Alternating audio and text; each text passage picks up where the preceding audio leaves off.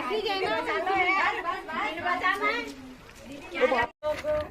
तारीख से हड़ताल पर बैठे हैं। रोज रोज बता रहे हैं कि हमारी मांगे पूरी करो, हमारी मांगे पूरी करो, पर सरकार लगता है बहरी हो गई, सुन ही नहीं रहे हैं। तो ये हमारा इस प्रकार से हड़ताल पर बैठना और इतनी प्रकार से ज्ञापन देना, तो ये इस प्रकार से ही हो गया कि सरकार तक तो कोई बात जा ही नहीं रही है, सुन ही नहीं रहे, तो भैंस के आगे बीन बजाने जैसी स्थिति हो गई है। आज जो हमारी जो व्यथा है वो सुन ही नहीं रही है सरकार। हम चाहते हैं कि सुन लीजिए, किस प्रकार से जतन करके उन्हें बताएं। बहुत सारी जो मांगे हैं, रोज नई नई चीजें निकल के आ रही। बहनें आज रिटायर हो रही, खाली हाथ घर बैठ रही, घर में कोई पालन पोषण करने वाला नहीं है, कैसे हम करें? इसलिए कह रहे हैं सुन लीजिए, सुन ही नहीं रहे, इसलिए आज हमको भैंस के आगे बीन बजाने जैसी स्थिति हो। तो क्या भैंस सरकार है? हाँ, हमारे लिए यदि नहीं सुने तो फिर यही है। हम तो चाहते हैं कि सुन लीजिए। ठीक है, नाम बता दीजिए। मेरा नाम सोनू राजपुरोहित है, बुलंद आवाज नारी शक्ति जिला अध्यक्ष धार। भारत बहनें जब आवाज उठाते हैं तो अधिकारी हावी हो जाते हैं कि बहनों की बोली पर गोली, बहनों की बोली पर गोली, फीकी पड़ गई इनकी होली, फीकी पड़ गई इनकी होली। उजड़ा उजड़ा महीना बीता फागुन का, मानदे नहीं दिलाया है 6 महीने का। सुनो सुनाए हाल योगी बाबा का, मानदे नहीं दिलाया है 6 महीने का। गाना क्यों चुना आपने? गाने से ही क्यों आवाज? अब गाने से भाई कुछ लोग शायद गाने से ही हमारी आवाज़ सरकार तक पहुंच जाए, इसीलिए हमने ये गाना सुना। अक्सर हम बाबा जी के ऊपर गाना बनाते हैं, लेकिन बाबा जी वाले को सुनते ही नहीं करता। बिल्कुल अच्छा नहीं लग रहा है इस सरकार के प्रति। हमारे इतना समर्पण होने के बाद भी हमें इतनी धूप में इतनी कड़ी मेहनत करके भी इतनी परेशानियां उठानी पड़ रही है। इसके लिए मैं सरकार को बहुत निंदनीय समझती हूँ, बहुत गलत समझती हूँ कि ये सब बहुत गलत कर रहे हैं आप लोगों के साथ। और हम आपके साथ हैं हर वक्त हर समय, जहाँ तक हमसे बनेगा हम आपके साथ हैं। हम हर वक्त किसी भी हाल में आपको कहीं भी कुछ भी परेशानी आएगी, हम हमेशा आपके साथ रहेंगे। असंगठित कामगार कांग्रेस के जितने भी कर्मचारी है सब लोग आपके साथ रहेंगे, सब पदाधिकारी आपके साथ रहेंगे और हम आपकी मांगे पूरी करवाएंगे। धन्यवाद।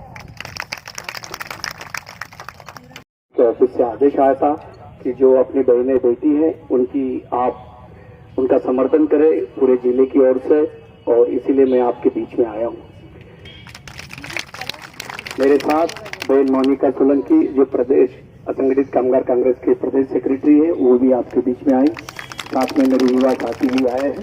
हम लोग क्योंकि ये भाषण का समय नहीं है, क्योंकि हम लोग एक आपस में चर्चा करने आए कि मेरी सभी बहनें या लोकल धार की तो नहीं है, पूरे जिले से आई हुई है। मैं आपके जज्बे को और आपके लगन को मैं सलाम करता हूं और मैं आपको धन्यवाद देता हूं, और मैं आपको ये आश्वासन देता हूं कि हम लोग आज और भारी से भारी संख्या में आके आपकी जो मूलभूत मांगे है, सुविधा है, इनको हम लोग मनवा के रहेंगे, मांग पूरी करके रहेंगे। चाहे हमें इसके लिए कितने दिन भी बैठना पड़े, यहाँ धार से लेके भोपाल तक भी अगर जाना पड़े, तो हम सब लोग मिलकर धार से लेके भोपाल तक आपकी लड़ाई लड़ते रहेंगे। मैं आपको ये बात बताना चाह रहा हूँ कि जब कांग्रेस की सरकार थी और महिला बाल विकास के मंत्री इमरती देवी हुआ करती थी, उस समय भी मैंने उनको एक पत्र लिखा था कि जो सिर्फ आंगनवाड़ी कार्यकर्ता, सहायिका एवं उनके जो भवनों की देख रेख है, किराया है, कुछ बहुत सारी महिला संचालिका या सहायिका अपने अपने छोटे भवनों में चलाती, उनका या जो किराए से चलाती थी, कि वो अव्यवस्थाएं थी, वो दूर करने के लिए मैंने मैडम से मांग की थी।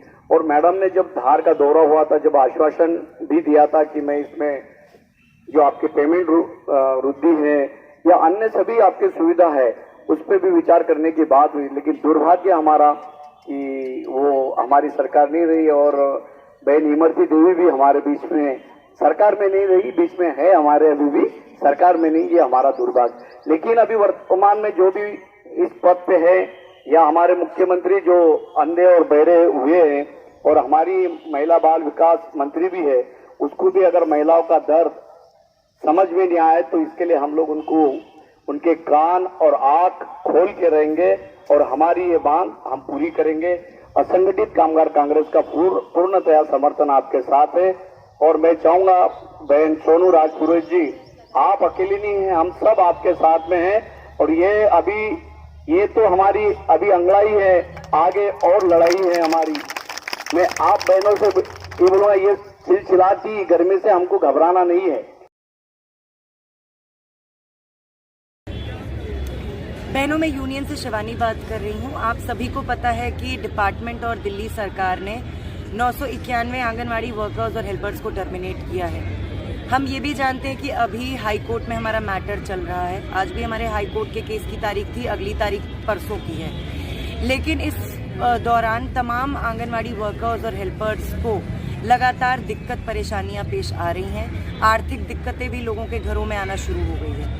मैं जानती हूँ आप सभी बहनें जो आंगनवाड़ी में अभी भी काम कर रहे हो, आपको भी सरकार ने अभी तक मानदेय नहीं दिया है। लेकिन फिर भी बहनों, यूनियन की, हम सभी की ये जिम्मेदारी बनती है कि जो हमारी बहनें टर्मिनेट हुई हैं, जब तक कि उनके टर्मिनेशन के ऑर्डर्स रद्द नहीं हो जाते हैं, तब तक हम उनकी आर्थिक तौर पर मदद करें।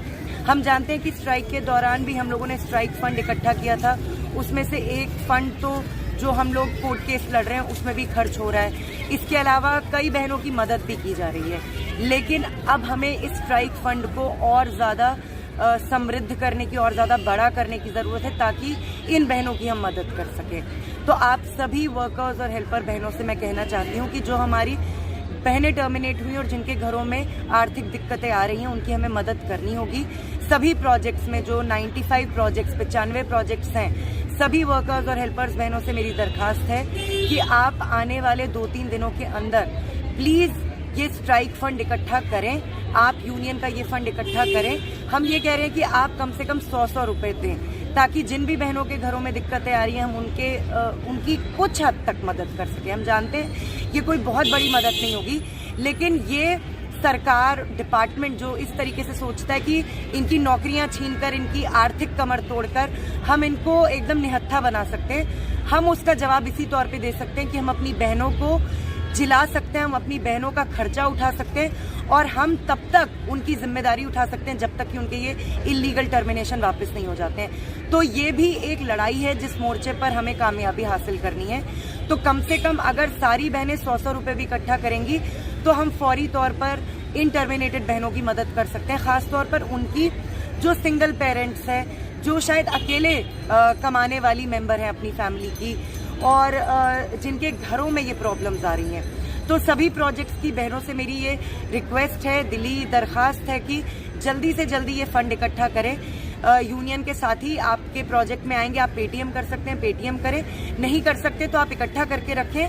प्रियंवदा, वृशाली, विशाल में से कोई भी साथी आकर ये फंड इकट्ठा करेंगे, लेकिन ये हमें जल्दी से जल्दी। अब आंगनवाड़ी जवाब देगी, बिल्डिंग जवाब देगी आंगनवाड़ी की कार्यकर्ताएं सेवा से प्रथा खाएं कि नहीं है। जब आंगनवाड़ी कार्यकर्ता के नाम कोई लेटर ही नहीं है, आंगनवाड़ी के नाम पे, तो आंगनवाड़ी देगी।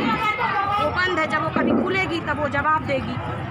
और इसके बाद भी हम लोगों को नोटिस दी गई है, परियोजना द्वारा, सेक्टर द्वारा हर तरह से दी गई है।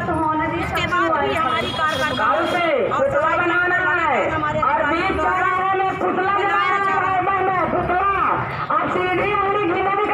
बोला जा रहा है कि आप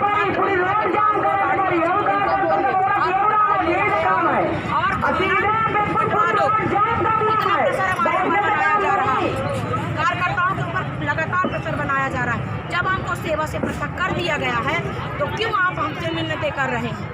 आप बोलते हैं कि सारा काम हम करते हैं और आप आंगनवाड़ी कार्यकर्ताओं को परेशान कर रहे हैं। सेवा समाप्ति के बाद कैसी उम्मीद आप कर सकते हैं कि हमारी कार्यकर्ता सहायिका बहनें काम करेंगी, लाडली लक्ष्मी के फॉर्म देंगी, मातृ वंदना के फॉर्म देंगी, कुपोषित बच्चे भर्ती करेंगी, या खाना बांटेंगी, या टीकाकरण करवाएंगी? मेरे को ये नहीं समझ में आता कि हमारा विभाग पागल हो गया है या कि इनको पागल खाने में हम बहनों को एडमिट करवाना पड़ेगा। इसलिए इन नोटिसों को आज हम इस चौराहे पे जला रहे हैं और इसका विरोध प्रदर्शन कर रहे हैं।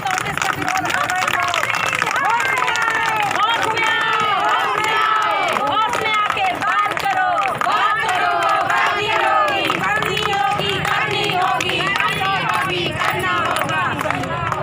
करना होगा। अभी तो ये